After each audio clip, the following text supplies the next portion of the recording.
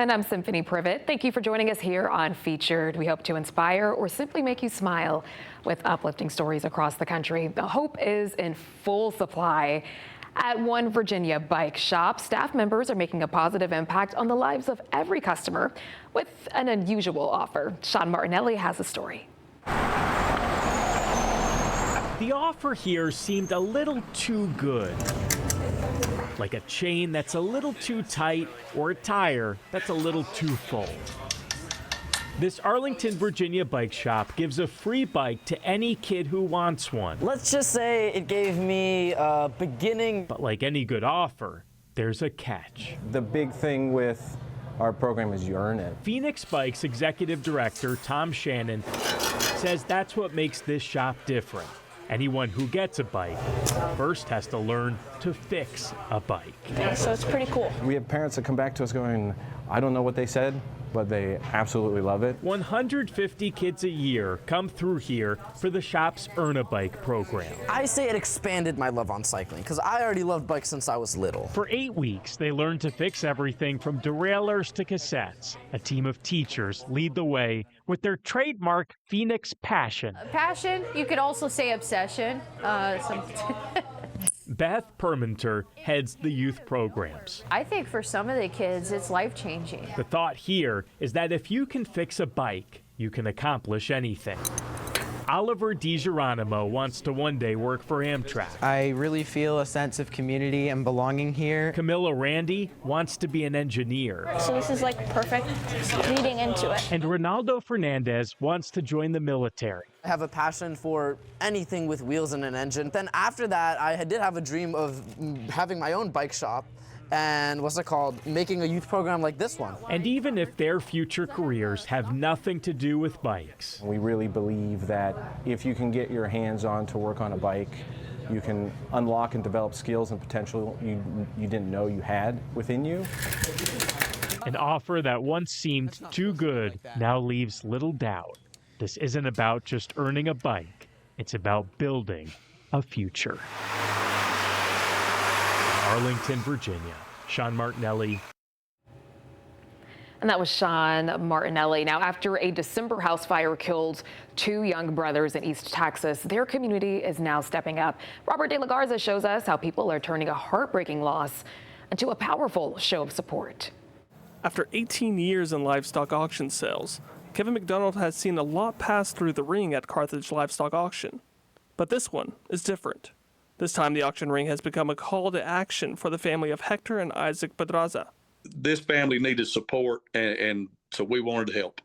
McDonald says a donated heifer will be auctioned off, with every dollar from the highest bid going directly to the Pedraza family. I'm hoping around $20,000.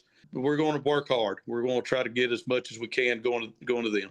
And it's not your typical auction. It's a rollover, meaning the heifer keeps getting bought and donated back to raise more money.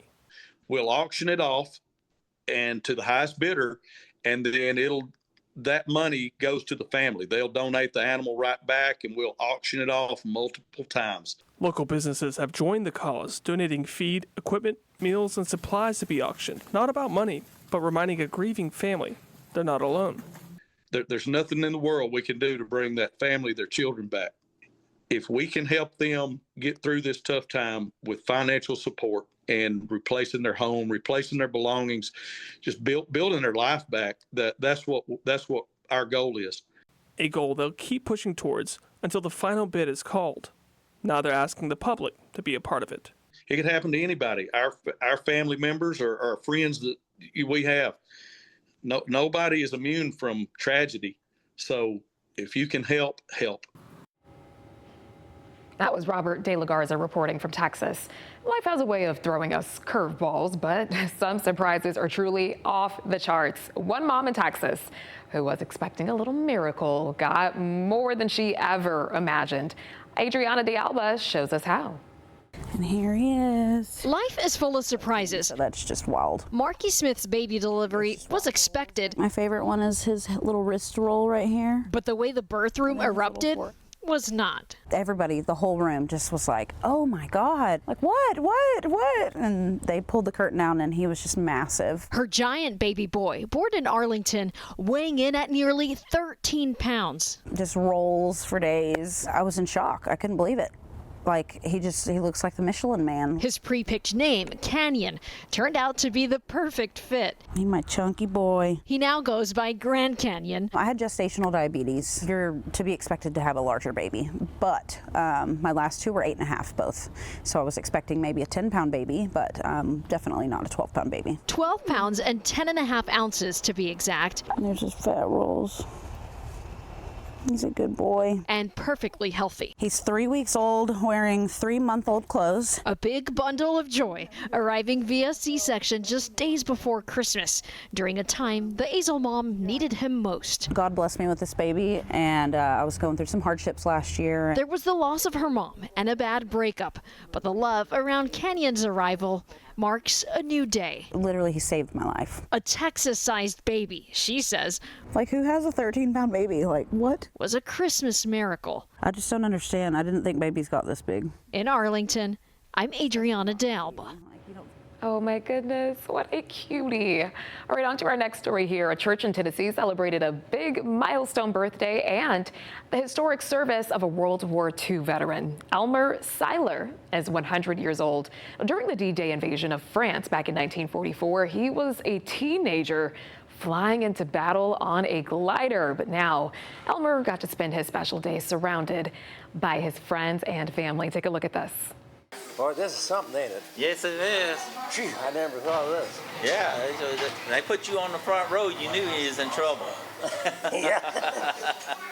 One of our members celebrated his 100th birthday. We had a video presentation of his life story. He did very good in the movie. Yes. Yeah, he did. He did, didn't he? We had a state representative who made a presentation, and then the kids all got to high-five him and sing happy birthday. Ready and Happy birthday. thank you.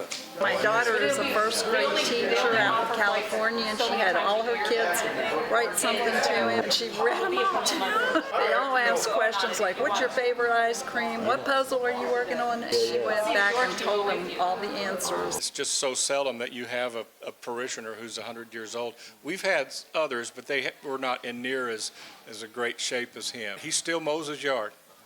He puts together jigsaw puzzles. There's one behind you, maybe you could show.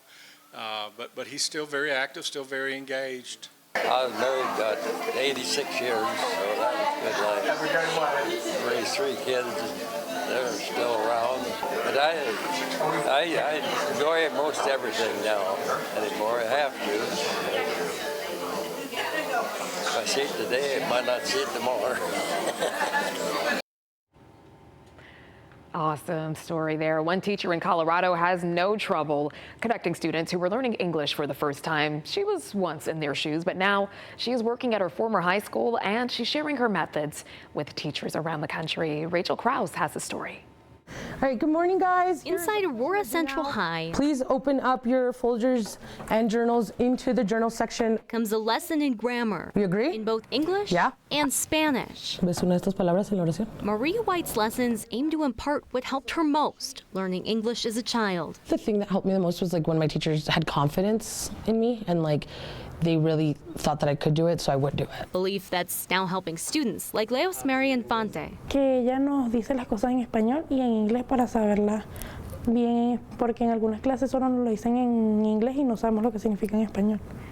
Y ella nos ayuda mucho y nos dice todo lo que tenemos que hacer. Infante came to the U.S. 3 years ago from Venezuela. She's not alone. 75% of Aurora Central High students are English language learners. Almost 1 in 4 are new to the country. ¿Por qué era el primero? ¿No más? ¿O por qué? White uses English language development framework developed by the University of Wisconsin called WIDA, teaching language through content you'd use in other subjects and classes to help students learn. It's just about how they can express themselves in a variety of ways, in a variety of content. So it's not just like always just, oh, this is how you say this in English. Success in the classroom that can now be seen around the country. All right, so you have your half sheet there. Over the summer, White worked with the folks at UW filming videos to show how WIDA helps her students learn. So I'm going to read this to you, and I want you to tell me what you see. To teach CDL teachers nationwide, work that's already making a difference for Infante. Significa mucho porque hay algunos profesores que te dicen tú no puedes, tú no vas a poder. Y la Miss Guay no, la Miss Guay siempre nos dice que nosotras somos muy inteligentes, que nosotras vamos a poder y siempre salgo bien en mis notas porque la Miss nos ayuda mucho. One more. White hopes these videos help spread the faith she has in her students into classrooms around the country, knowing someone out there believes in them. It just means the world to me that I can maybe reach kids who don't have that person that believe in them, or that they know that they can do it, or that I'm reaching teachers that can then change their mind and be like, these kids can do it. That was Rachel Krause reporting. Coming up, an 11-year-old in Texas reportedly set a world record in the half marathon. We'll tell you why he says it wasn't easy. And still ahead this morning, a group of older residents in one Oregon town are helping out by stripping down. He'll tell you how a unique calendar will help keep their roads safe.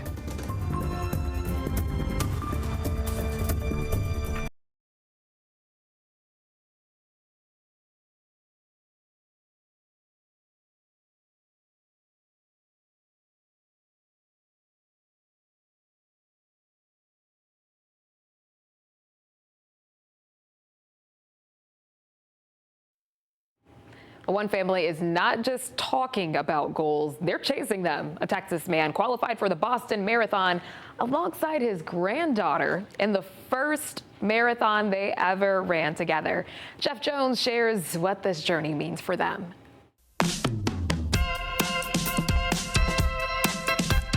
This way?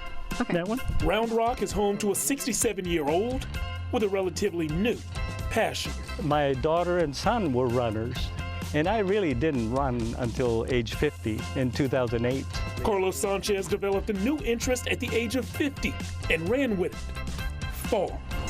And this past year in 2025, I ran 2 half marathons in Ventura. I ran in Alaska and in Greece. Mile after mile and marathon after marathon, 37 in total. But the most recent one was different. My name's Mia Sanchez, and Carlos is my grandpa. This trail is fantastic. Carlos's granddaughter Mia was a decorated runner in high school and in college. I really got into it because of my grandpa and like watching him run his marathons. So the laces don't come undone. Last spring, while in grad school at Harvard, Mia received an unexpected message with an undeniable request. I just got a text from my grandpa, and he asked if I thought I was maybe marathon ready. I'm running in Ventura, and I told her, why don't you just run just so you can kind of get the feel of a marathon? I said yes, and I made a game plan and started the very next day. The plan wasn't just to finish, the plan was to qualify for the biggest stage for an amateur runner, the Boston Marathon. Standing there next to my grandpa, knowing that this was like his 30-something marathon and this was my first, and there was really an opportunity for both of us to Boston qualify, and like that was like the dream, the ultimate goal. So just standing there, I was in awe of her. I think we both ended up crying a little bit over the start, and that kind of pushed me and like motivated me throughout the whole thing. Emotion turned to energy, then accomplishment. Getting to see him at the finish with both of our BQ times. She qualified to Boston on her first try. It took me 37 tries, but okay. Boston is just months away, but it's the lessons they'll keep for years that mean the most. I think the biggest thing that I've learned from him is that you're capable. Even what seems impossible or hard is very doable. And it kind of inspires me to like, okay, I know this is hard, but I'm able to do it. You get up at 4:44 in the morning, you know, whether it's cold or hot or whatever, you get out and run. He makes it seem so easy. Just set your mind and get it done.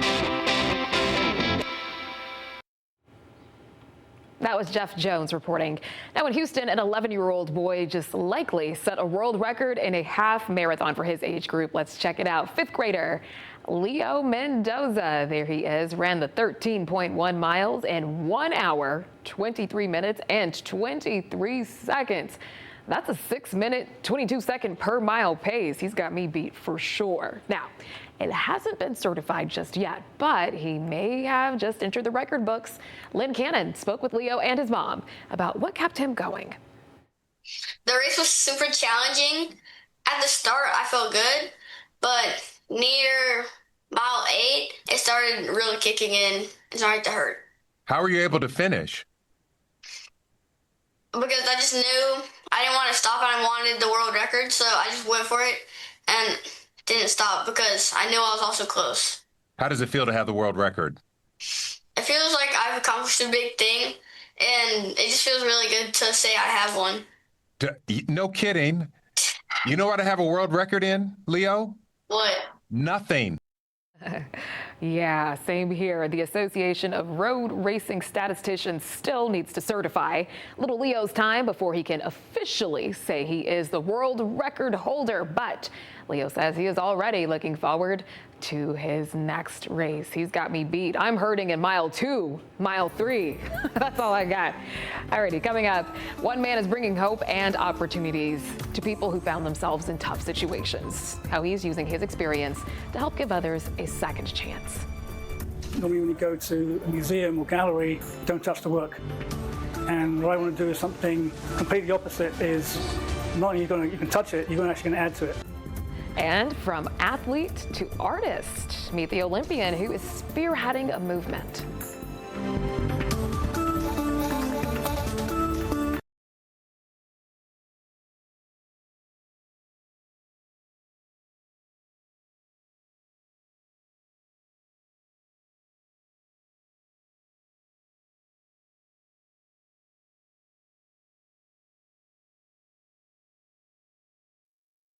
An Idaho man is helping bring hope and opportunities to people who are coming out of incarceration, homelessness, or even just a tough situation in life. Mario Hernandez says he knows what it's like to walk in their shoes because he's been there himself. And as Maggie O'Mara reports, he's using his second chance in life to teach people to learn to live again. My life has been addiction and recovery my whole life. I would get back into my active addiction, and then I'd go to jail. Mario Hernandez knows what it's like to feel hopeless. He went to prison on drug charges. And I thought to myself, this just can't be it. You know, this can't be where my life's going to be. He decided he'd use his life for good when he was done serving his sentence. So he started a nonprofit called Learning How to Live to help people coming out of incarceration, homelessness, or any crisis situation. They provide mentorship, job training, and support to help people build a strong community connection. The goal is to stay on the right path. It's time that we start fostering people's growth and start helping them however we can, because as learning how to live, we feel like we have to be part of the solution, not the problem. And I think that it's important that people just get to feel normal again. The Idaho Department of Correction is a community partner and a big part of his vision. They truly, truly, truly care. And I wouldn't be here right now if it wasn't with support from Idaho Department of Corrections. I'll tell you that right now. About a year ago, Hernandez's mission expanded to this thrift store in Boise.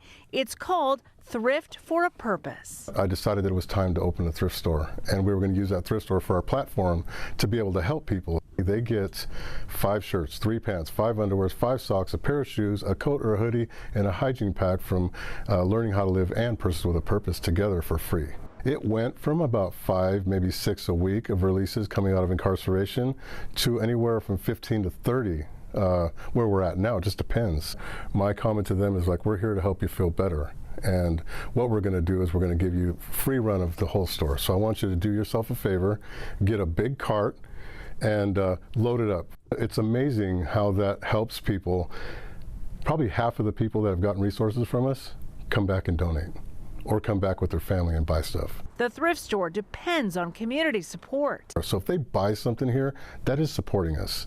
If they want to donate stuff, what we really need is men's clothes. Hernandez also has a podcast to help break the stigma surrounding people who are starting over. The name of the podcast is Reformed and Real. I want everybody to hear what it's like for somebody to get out of incarceration. I think that it's important that people in the community know that with support, everybody gets better. And I'm a true test to that, a true testament to that. People that get out of incarceration are me. So I'm just like you guys.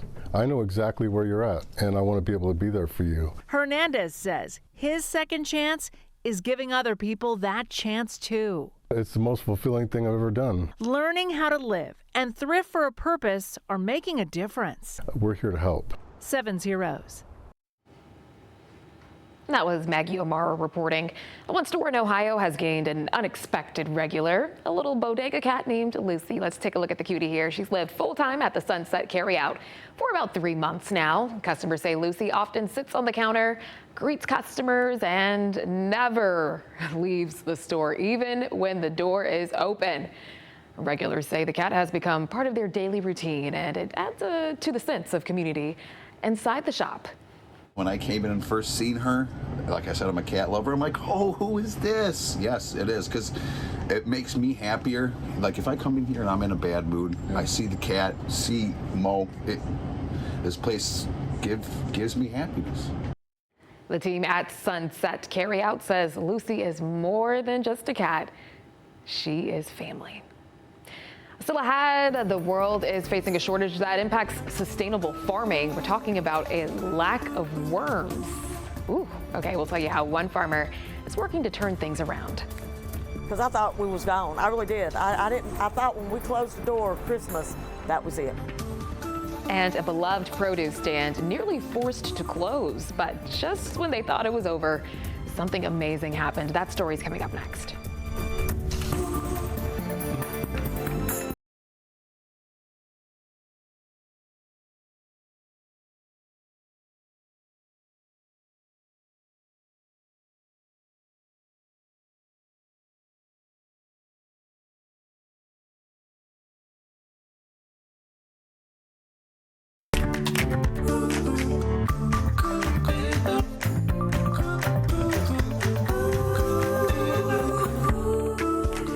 Thank you for staying with us here on Featured. I'm Symphony Privet, and we are continuing to bring you uplifting stories across the country. Now, you might say this Atlanta artist is making history by combining two passions that rarely intersect: athletics and the arts. Cheryl Preheim shows us how. My paintings, it's me. And when you put them in a room, that's what it's like inside my head. It almost kind of agitates the eye, kind of keeps the eye moving around, the surface. In his studio, Road Bradstock creates art that pulses with energy, layers of shapes, lines, and Olympic imagery. If we lost any pieces, this would be incomplete. The two-time Olympian first made his mark with the games throwing javelin. Now his hands grasp brushes to create history. I always struggled with the sport-art connection. I was an athlete and an artist. I didn't see the connection until I moved here. Bradstock moved to Atlanta in 1996 when the city welcomed the world for the Olympics. That's when he uncovered a lost Olympic tradition.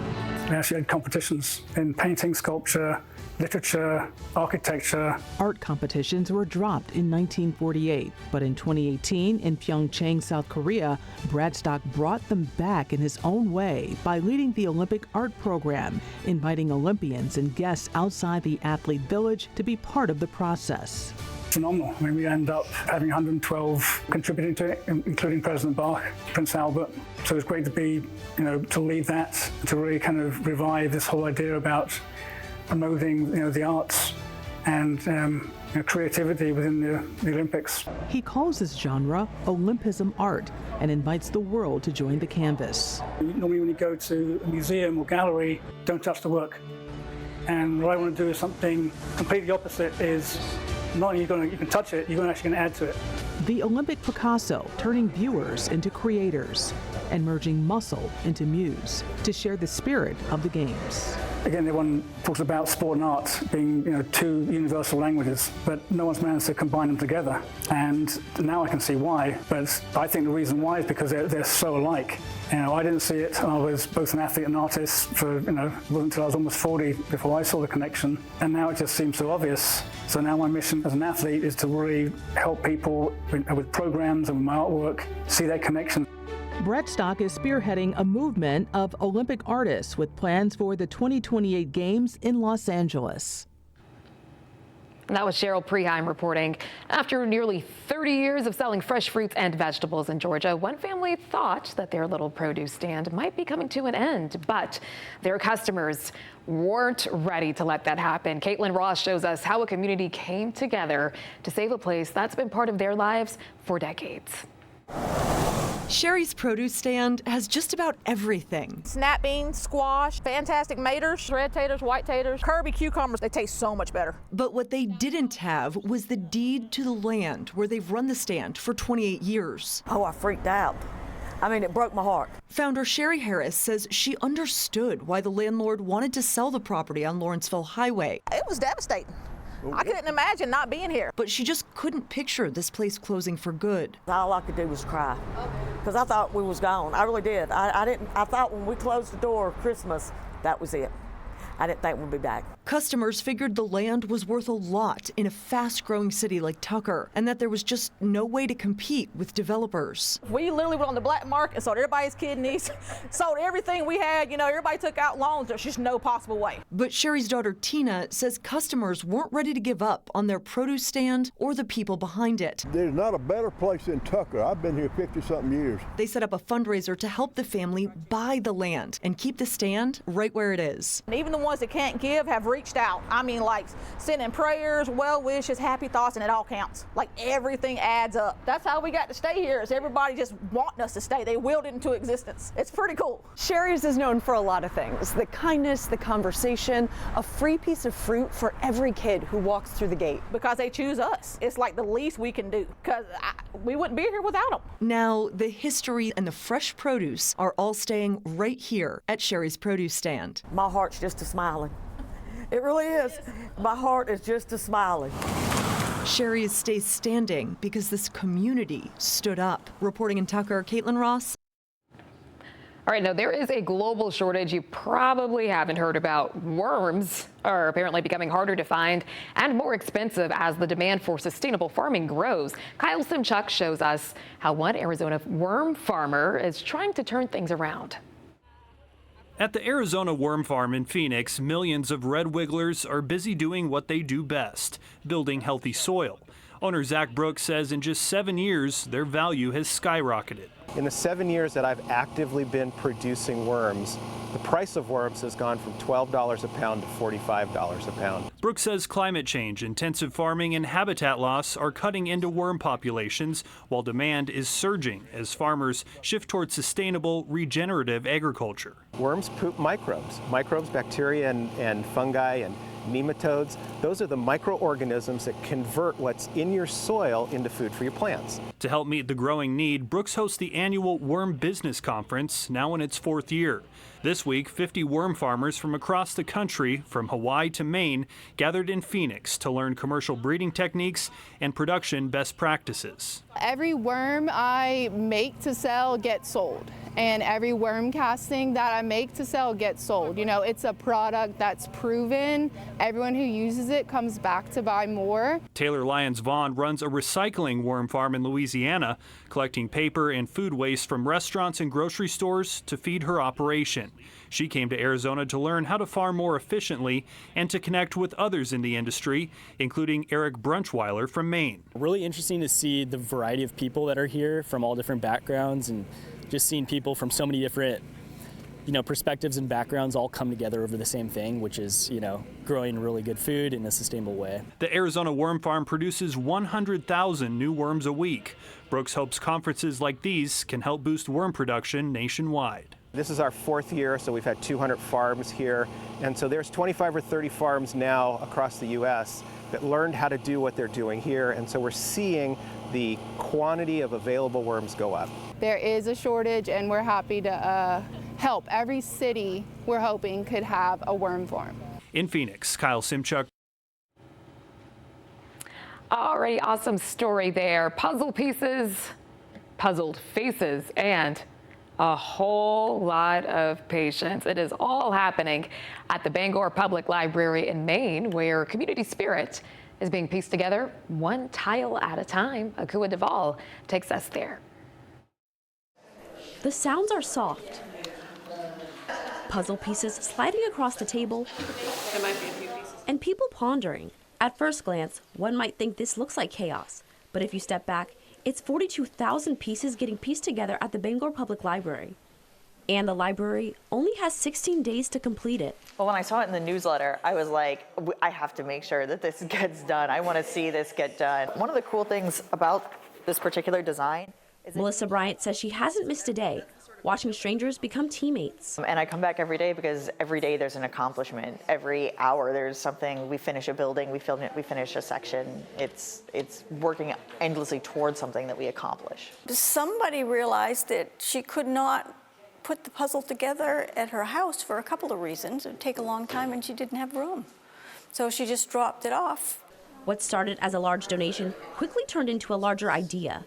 Library staff thought it could be a way to bring people from miles away to the same tables. I'm from Skowhegan, and I have friends up here, but like I said, just simple as that. I like puzzles. Library staff say the challenge is open to anyone, whether they've been coming all week or like Jamie Hurt, who just walked in for the first time. It's just been good talking to people, seeing people's process and how they put puzzles together. We're working on those old-fashioned telephone thingies where you go in and you can call places, phone booth. People of all ages are finding their place in the puzzle, and for Olivia Bunn, it's a chance to put away her screen. It's better than being on your phone or iPad because you get to have experiences with your family. I got some pieces of your crocodile here. The most challenging part of it is the part that we're at right now, which is the little pieces where you look at them and you say, I have no idea where this could possibly be. There's no prize, just patience and a shared goal being assembled piece by piece. You just got to keep looking and keep looking and keep looking until you find it. But even being harder makes it more satisfying when you finally find it. And whether or not they complete the puzzle, it's already done what it was set out to do, bring people together. In Bangor, Akua DeVal. All right, now you might want to cover the kids' eyes before this next story, but rest assured, it is all for a good cause. Okay, in one southern Oregon town, older residents are helping out by stripping down, creating a naked calendar to help the town raise money. Thomas Schultz has the details.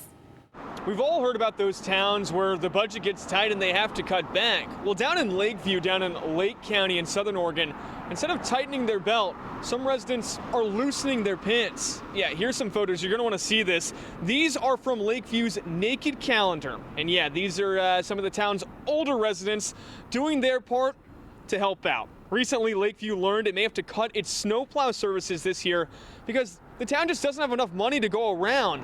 And that can be a big problem down there because they can get more than 50 inches of snow every year. So these residents decided they'd hike up their bootstraps, drop trowel, and get to posing. Well, I told people who, when I was trying to get models, that you do have to be naked because it changes your face. Even if you're covered strategically, you know you're naked and it changes things. And yeah, this thing has taken off. So far, Don's tells us that they've raised more than $50,000. And if you want to get your calendar, don't worry, it's not too late. You can do so either in town or online. Now, I asked Don's, okay, is there any chance you're going to bring this thing back next year? She's already thinking about that, and she says they've got a group of women in their 80s and 90s who are ready for their photo shoot. They say they're going to be in classic cars while they do so. Thomas Schultz. Okay, so I bet some of those folks have been waiting for the opportunity. Maybe we'll get an update. That was Thomas Schultz reporting. Encouraging kids to see themselves through a Barbie. How Mattel is helping people with their newest doll, and for a boy in Minnesota. One grocery store is about more than just dairy and produce. It's where he found community. We'll show you how.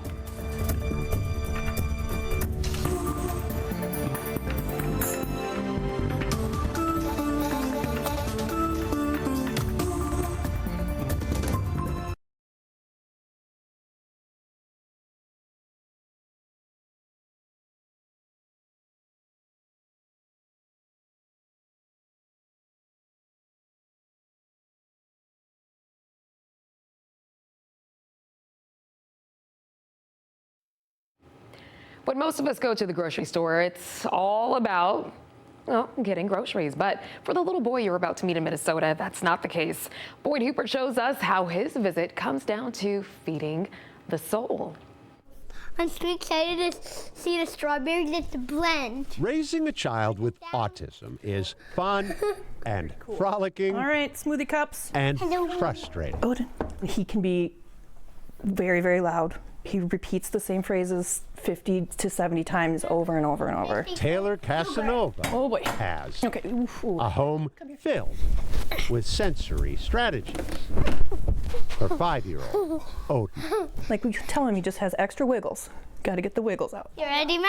And when Odin's mom has exhausted There you go. all her strategies at home, let's get in the van. There's this. We're going to Fairway. Odin, come here. Odin doesn't dawdle into Faribault's Fairway. I'm going this way. He's a young man on a mission. His favorite thing to do, probably in the world. Odin's mom knows better than to even suggest taking him to Aldi, Target, or Hy-Vee. I mean, he's not this excited when we go to the pool. Oh, there it is. Pools don't have produce. Haley! Nor do they have Odin's people. Hi, honey. How are you today? Odin invited Haley Yo to his birthday party. She came. It's not every day my customers are that happy to see me, right?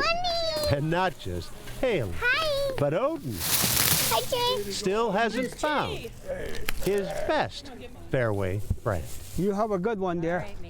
You behave yourself. Maynard Abraham is one of Fairway's oldest employees. Okay, we're going to the left, we're going to the right. Hey, Nina. Easier to stop a sneeze than coming between Maynard and this. How we doing, buddy? You doing good? Yeah. You ready to help me bake some groceries? Just 2 peas in a pod. Hey, you guys stay here, buddy. When Taylor picks up Odin at school, first thing, He asked to see Maynard, specifically. Like this, buddy. Every day. she snapped this photo the day Odin made Maynard a birthday card. And I think that was the first time Maynard let him hug him. You ask her, is she having a good day? You have a good day. Hi, how are you? What? Maynard couldn't care less about Odin's autism. God didn't make nobody perfect, you know. Maynard and Odin Yep. just seem to get each other. Root beer. I like root beer. Do you? Yeah. Waffles. I like waffles too. It is very tough having a kid with autism, for sure. But this is like one of the bright spots. Fairway. Come for the food. I'm so excited. Stay I am too. for the therapy. And we'll bake some more. Boyd Hooper. Now, Taylor Casanova says she brought home some Aldi applesauce and her son just would not eat it. So that is how loyal little Odin is to his friends at the Fairway store. I love that one. All right, 28-year-old Carly Lowe says she's never seen herself reflected in a Barbie doll until now. Mattel launched its first Barbie with autism. Abby Black in San Diego shares the story behind that moment that many have been waiting for. Oh my gosh. 28-year-old Carly Lowe gets her first look at the new autistic Barbie. It spins. With each touch and gaze, Carly sees herself in the doll. So I really like how flowy it is and how not super tight it is and comfortable. Mattel designed the doll with features meant to reflect some experiences on the spectrum, noise-canceling headphones for sensory overload. Oh my gosh, I love the headphones because for me, sometimes sound can be too loud, and when I put headphones on, it helps me with sound. A fidget spinner for stimming. Wow, I love the fidget spinner. Barbie's eyes gaze to the side, avoiding direct eye contact. Sometimes I do not like looking at people. Her joints move to represent repetitive movements known as stimming. Some people on the autism spectrum cannot talk, so they use certain devices like this one.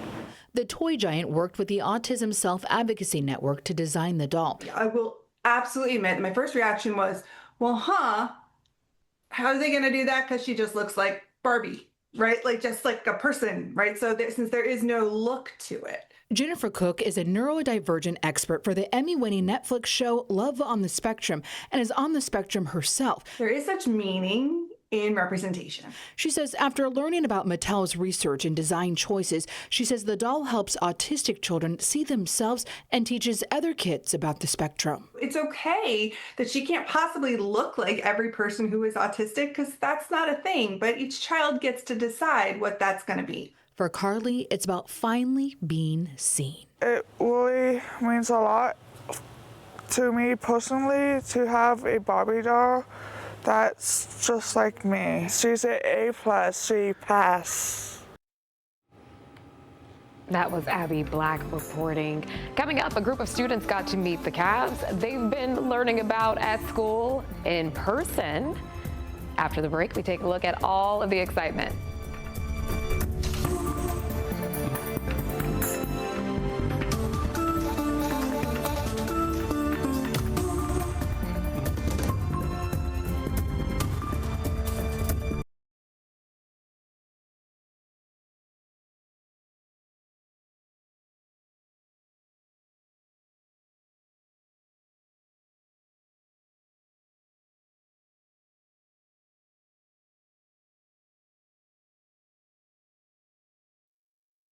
Now, for most kids, weekends are for video games or hanging out with friends. But at one Connecticut curling club, it is all about sweeping on ice, that is. Victoria Anderson has a look at how one fifth grader is mastering the fast-paced sport.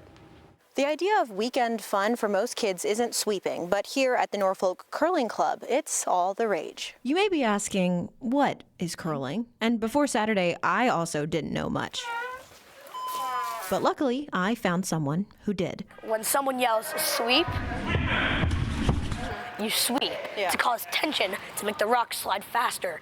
Meet Bennett Boswell, a fifth grader who spends his weekends sweeping. Sounds like every mother's dream, right? Hi, Mom! Not that kind of sweeping. Bennett is one of several curlers who play and practice here at the Norfolk Curling Club, a very fast-paced environment. Oh, let's go. And like any other fifth grader, Bennett is into sports for the science. What makes you like curling? The physics of it and how it exercises your leg muscle. The Scottish sport has little coaching or refereeing involved, so Coach John Barbagallo goes by a different title. Teenage coordinator for the teenage curling program. Teenage coordinator? Yep. Okay. What is it like being a teenage coordinator? Where's your broom? Right here. There you go. Head down.